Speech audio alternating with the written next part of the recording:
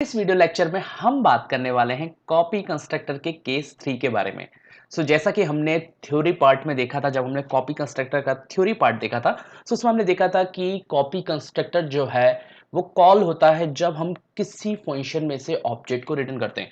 Means that अगर किसी function में से अगर हम किसी ऑब्जेक्ट को रिटर्न कर रहे हैं, उस केस में कॉपी कंस्ट्रक्टर जो है कॉल होता है। थ्योरेटिकल पार्ट में हमने 3 केस देखे थे। केस 1 में हमने देखा था कि अगर हम कोई नया ऑब्जेक्ट बनाते हैं पुराने ऑब्जेक्ट को यूज करके, तो हमारा कॉपी कंस्ट्रक्टर कॉल होता है। Means that by creating a new object by using existing object, तो उस केस में आपका कॉपी कंस्ट्रक्टर कॉल होता है। सेकंड केस में हमने देखा था कि जब भी हम ऑब्जेक्ट्स को एज एन पैरामीटर पास करते हैं, एज एन आर्गुमेंट पास करते हैं, तो उस केस में भी आपका कॉपी कंस्ट्रक्टर कॉल होता है। और थर्ड केस में हमने देखा था कि किसी भी फंक्शन में से अगर हम ऑब्जेक्ट को रिटर्न कर रहे हैं, तो उस केस में भी कॉपी कंस्ट्रक्टर कॉल होगा।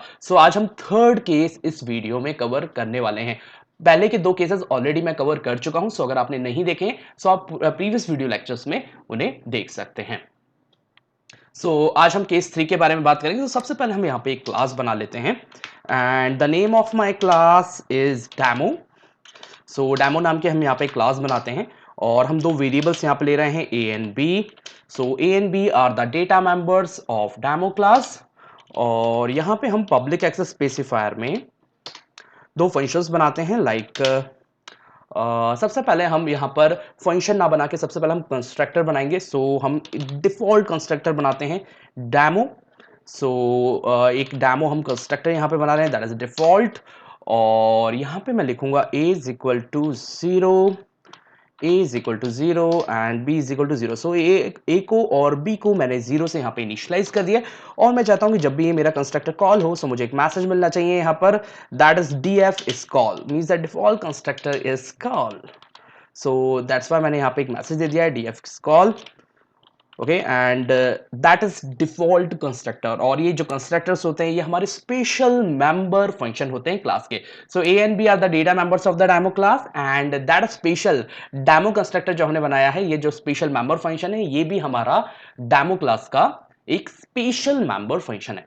ओके, इसे कॉल करने के लिए हमें ऑब्जेक्ट की जरूरत नहीं है, ऑटोमेटिकली कॉल होगा, कंपाइलर से खुद कॉल करेगा।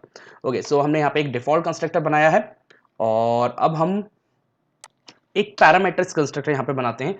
मैं यहाँ पे लिखूंगा डेमो इंट ए कॉमा इंट बी।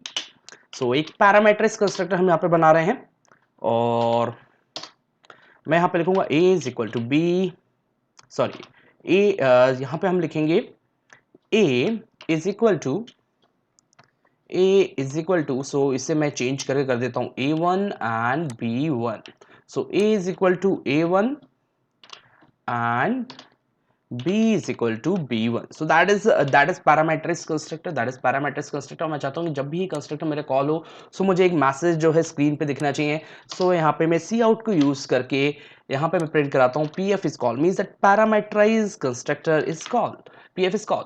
हमें एक मैसेज मिल जाएगा। ओके, हमने 2 कंस्ट्रक्टर भी बनाए हैं, एक डिफॉल्ट कंस्ट्रक्टर, एक पैरामीटराइज्ड कंस्ट्रक्टर, और हम यहाँ पे कॉपी कंस्ट्रक्टर भी बना रहे हैं बिकॉज हमें पता है कि कंस्ट्रक्टर को हम ओवरलोड कर सकते हैं।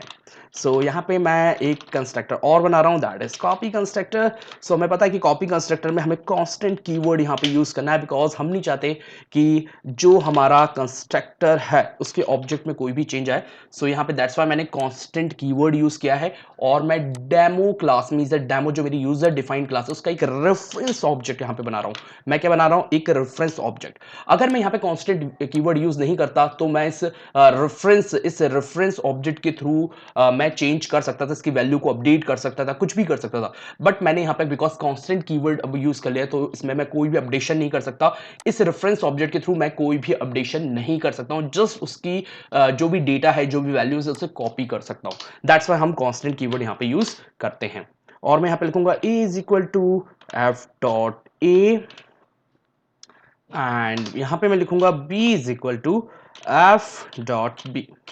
और जाते हैं कि जब भी ये कंस्ट्रक्टर हमारा कॉल हो हमें एक मैसेज मिल जाए। मैं यहाँ पे लिखूंगा कंट्रोल v और यहाँ पे हम लिखेंगे कॉपी कंस्ट्रक्टर इज कॉल। मैं लिखूंगा copy constructor, yes, copy constructor is call.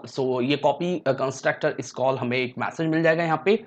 और हम यहाँ पर एक डिस्ट्रक्टर भी बना देते हैं, डेमो, और इसमें एक मैसेज देते हैं हम, cout destructor is call,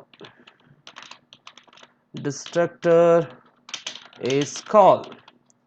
okay, so हमें पता है कि कंस्ट्रक्टर को हम ओवरलोड कर सकते हैं लेकिन डिस्ट्रक्टर को हम ओवरलोड नहीं कर सकते। मींस दैट एक क्लास में एक से अधिक कंस्ट्रक्टर हो सकते हैं लेकिन एक क्लास में सिर्फ एक ही डिस्ट्रक्टर रहेगा।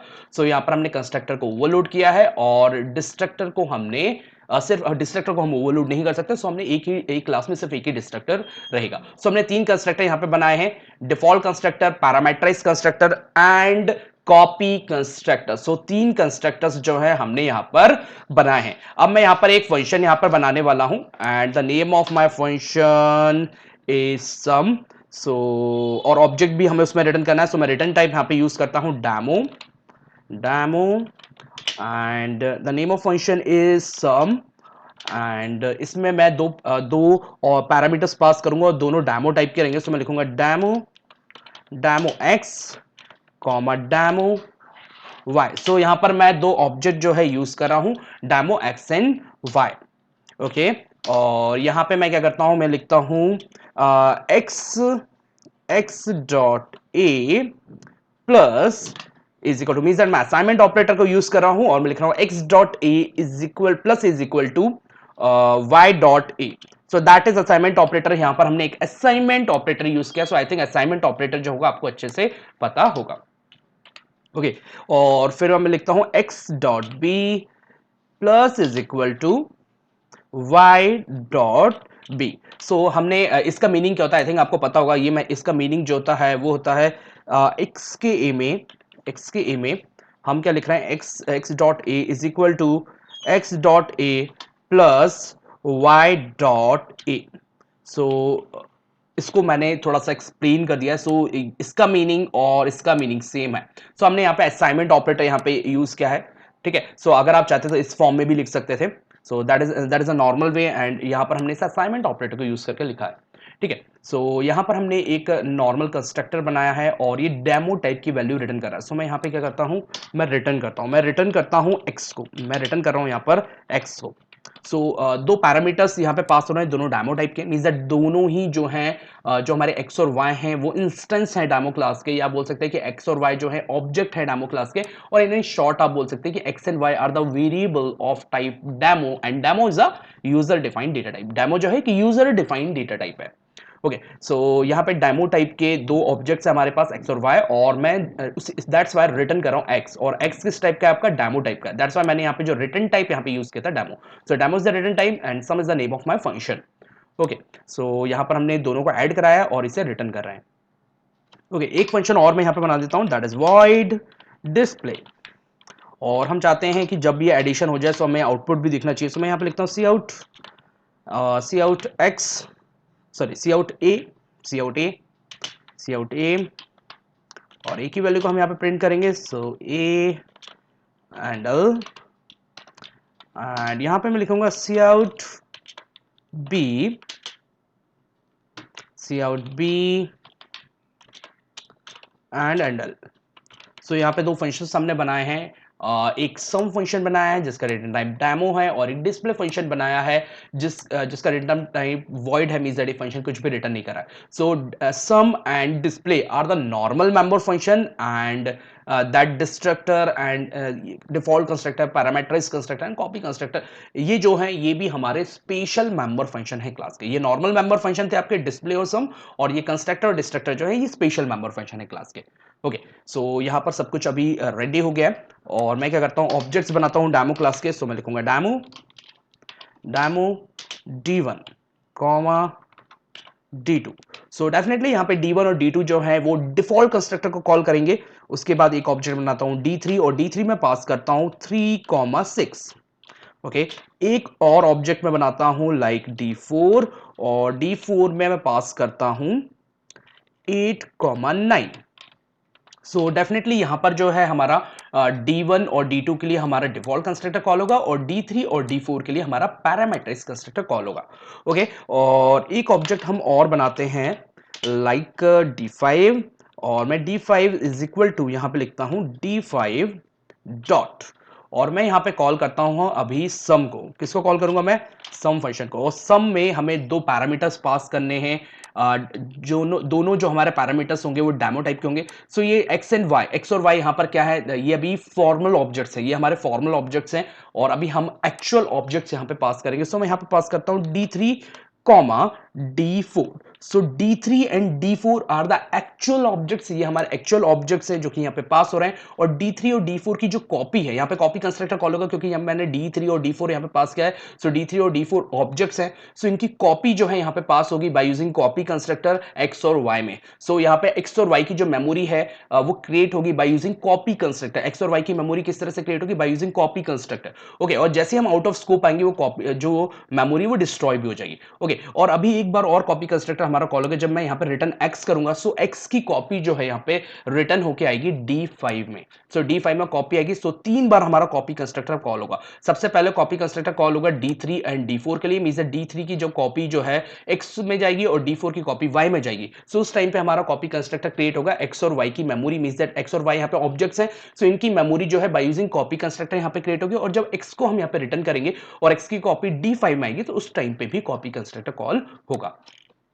और मैं यहाँ पे लिखता हूँ D5 डॉट डिस्प्ले, और डिस्प्ले फंक्शन को भी हम कॉल करते हैं यहाँ पे और देखते हैं कि हमें वैल्यूज मिल रही हैं कि नहीं मिल रही हैं। और प्रोग्राम को अब हम रन करेंगे। ओके, सो आई थिंक कहीं छोटा सा, यस, हमने सेमीकोलन नहीं लगाया, दैट्स वाई हमें क्लास को हमें क्लोज करना था। सो अगेन वापस हम इसे रन करते हैं and now it's proper work. So आप देख रहे होंगे कि यहाँ पर हमें डिफॉल्ट कंस्ट्रक्टर मिल रहा है, यहाँ पर हमें डिफॉल्ट कंस्ट्रक्टर मिल रहा है, देन पैरामीटराइज्ड कंस्ट्रक्टर मिल रहा है। सो आप देखिए सबसे पहले हमने D1 और D2 बनाया था। सो हमें दो डिफॉल्ट कंस्ट्रक्टर मिलने थे। सो दो डिफॉल्ट कंस्ट्रक्टर हमारे हैं कि नहीं हैं? सो एक बार आप देखें। सो हमारे दो डिफॉल्ट कंस्ट्रक्टर हमें मिल रहे हैं। So that's why DF is called. उसके बाद हमारे दो पैरामीटराइज्ड कंस्ट्रक्टर कॉल हुए हैं D3 और D4 के लिए। देन आपका D5 आपने बनाया था, उसमें आपने दो ऑब्जेक्ट्स पास किए, तो उसके लिए यहाँ पे दो बार कॉपी कंस्ट्रक्टर कॉल हुआ। देन उसके बाद जब वैल्यू रिटर्न करी तो उस टाइम पे कॉपी कंस्ट्रक्टर कॉल हुआ। उसके बाद ये दो डिस्ट्रक्टर जो है, ये x और y का जो मेमोरी है वो यहाँ पे डिस्ट्रॉय करेगा, बिकॉज यहाँ पर जो x और y हैं, यहाँ पर ये आपके फॉर्मल ऑब्जेक्ट्स हैं, इनकी मेमोरी जो है बस इस मेंबर फंक्शन तक ही सीमित है। सो जैसे ही हमारा एग्जीक्यूशन पॉइंट जो है इस 35 लाइन से बाहर आएगा, सो वो डिस्ट्रक्टर को कॉल करके x और y की मेमोरी को डिस्ट्रॉय कर देगा। सो दैट्स वाई यहाँ पर ये दो बार डिस्ट्रक्टर हमारा कॉल हुआ है। और दो बार डिस्ट्रक्टर कॉल होने के बाद हमारा D5 डॉट डिस्प्ले, सो D5 डॉट डिस्प्ले के लिए आपका 1115 यहाँ पे प्रिंट हो रहा है। सो आप यहाँ पे देख पा रहे होंगे, अगर आप ध्यान से देखें तो आपको दिख रहा होगा कि दो बार हमारा डिफॉल्ट कंस्ट्रक्टर कॉल हुआ, D1 D2 के लिए, D3 और D4 के लिए आपका पैरामीटराइज्ड कंस्ट्रक्टर कॉल हुआ। देन D3 और D4 को आपने जब parameter as a parameter pass किया, सो आपका दो बार कॉपी कंस्ट्रक्टर कॉल हुआ। फिर जब वहां से वैल्यू रिटर्न हुई, सो उसके लिए अगेन कॉपी कंस्ट्रक्टर कॉल हुआ। फिर यहाँ पर जो आपका x और y जो आपके फॉर्मल ऑब्जेक्ट्स है उनकी मेमोरी डिस्ट्रॉय हुई। उसके बाद फिर आपका 11 और 15 यहाँ पे डिस्प्ले हुआ। और फिर रिवर्स ऑर्डर में आपका F5, F4, F3, F2 और F1 की मेमोरी डिस्ट्रॉय हुई। तो यहां पे सबसे पहले F5 की मेमोरी डिस्ट्रॉय हुई, then F4, then F3, then F2 and F1। So I think ये प्रॉपर वर्क कर रहा है। और हमारा कॉपी कंस्ट्रक्टर आप देख रहे होंगे तीन बार हमारा कॉपी कंस्ट्रक्टर यहाँ पे कॉल हुआ है। सो तीन बार जो कॉपी कंस्ट्रक्टर हमारा कॉल हुआ, सो एक बार D3 और D4 में का जो कॉपी था यहाँ पे पास होके गया X और Y में। सो X और Y की जो मेमोरी थी वो यहाँ पे क्रिएट हुई by using copy constructor. X और Y जो हमारी दोनों ऑब्जेक्ट है, इनकी memory by using copy constructor create हुई। और जब हमारी x की वैल्यू जो थी यहां से रिटर्न हुई, सो उस टाइम पे कॉपी कंस्ट्रक्टर कॉल हुआ और उसने x की कॉपी जो थी वो D5 में पास करी। सो D5 में कॉपी करी, सो उसके लिए भी कॉपी कंस्ट्रक्टर यहां पर हमारा कॉल हो रहा है। सो तीन बार हमारा कॉपी कंस्ट्रक्टर कॉल हुआ। और आपने देखा कि जैसे ही हमारा एग्जीक्यूशन पॉइंट इस फंक्शन से बाहर आया, सो उसने x और y के लिए डिस्ट्रक्टर को कॉल किया है। सो आई थिंक ये कंसेप्ट आपका पूरा क्लियर होगा। और जैसे ही फिर डिस्ट्रक्टर कॉल हुआ, उसके बाद फिर हमारा D5 dot display means that execution हमारा 46 लाइन पे आया होगा और उसने डिस्प्ले फंक्शन को कॉल किया। और उसके बाद हमारा डिस्ट्रक्टर कॉल हुआ, डिस्ट्रक्टर ने D5, D4, D3, D2 और D1 के लिए डिस्ट्रक्टर को कॉल किया और मेमोरी को डिस्ट्रॉय किया। सो सब चीजें हम देख पा रहे हैं। सबसे पहले हमारे दो डिफॉल्ट कंस्ट्रक्टर कॉल हुए, देन पैरामीटराइज, देन तीन बार कॉपी कंस्ट्रक्टर, देन x और y का जो मेमोरी था वो डिस्ट्रॉय हुआ। यहाँ पे x और y जो ऑब्जेक्ट थे थे, देन ए और बी की वैल्यूज प्रिंट हो रही है एंड देन 5 4 3 2 एंड 1 जो हमारे F5 F4 F3 F2 और F1 थे उसके लिए डिस्ट्रक्टर कॉल हो रहा है। सो ये हमारा प्रॉपर वर्क कर रहा है। और हैंस कंक्लूड की जब भी हम किसी फंक्शन से जैसे यहाँ पर हमने सम नाम का फंक्शन बनाया और इसमें सम ऑब्जेक्ट को रिटर्न कर रहे हैं, सो कॉपी कंस्ट्रक्टर हमारा कॉल हो रहा है। सो अगर आपको इस वीडियो में अगर कोई भी डाउट है, किसी प्रकार का भी आपको कंफ्यूजन है, सो आप मुझे कमेंट करके पूछ सकते हैं। अगर आपको मेरा वीडियो अच्छा लगा सो इसे लाइक करें और मेरे चैनल को सब्सक्राइब करें। Thank you so much.